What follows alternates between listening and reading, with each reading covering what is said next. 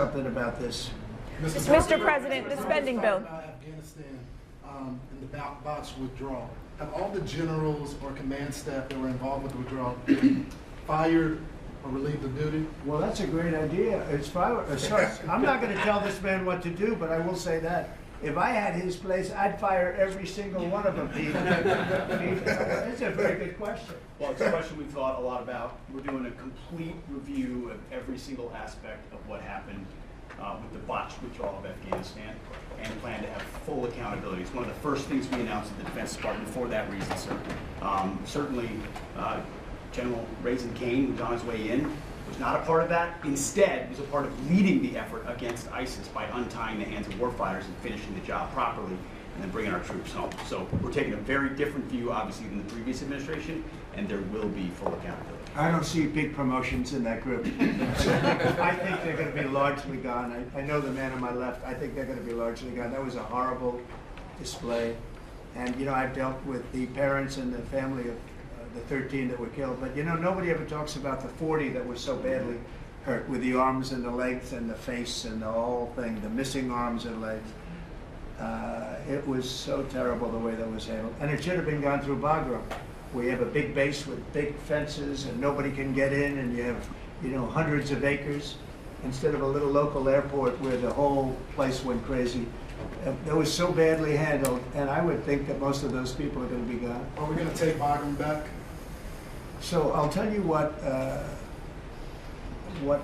has bothered me very much, very much. We give billions of dollars to Afghanistan. Nobody knows that. Nobody knew that. Do you know we give billions of dollars to Afghanistan? And yet we left behind all of that equipment, which wouldn't have happened. You know, we were getting out under me. I'm the one that got it down to 5,000 people. We were going to get out, but we were going to keep Bagram, not because of Afghanistan, but because of China, because it's exactly 1 hour away from where China makes its nuclear missiles.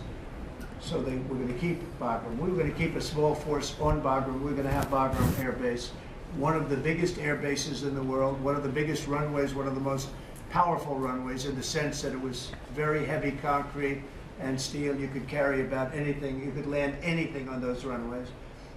We gave it up. And you know who's occupying it right now? China. Biden gave it up. So we're going to keep that, and we're going to have a withdrawal, and we're going to take our equipment. We're going to do it properly. We're going to do it we're going to keep the equipment.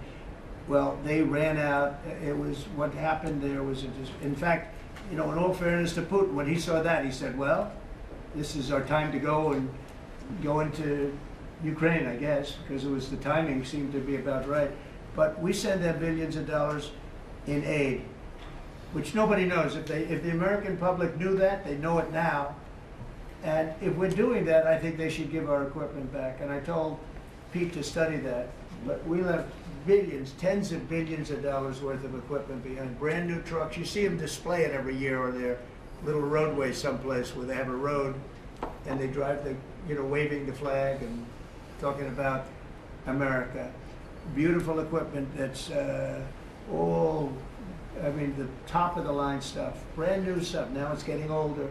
But you know what? We're going to pay them. I think we should get a lot of that equipment back. You know that Afghanistan is one of the biggest sellers of military equipment in the world. You know why? They're selling the equipment that we left. We're first. They were second or third. Can you believe it? They're selling 777,000 rifles, 70,000 armor-plated. Many of them were armor-plated trucks and vehicles. 70,000. If you think of a used car lot, the biggest one in the country, if I would say, JD, if somebody had 500 cars, that would be a lot. This is 70,000 vehicles we had there, and we left it for them. I think we should get it back. Mr. President.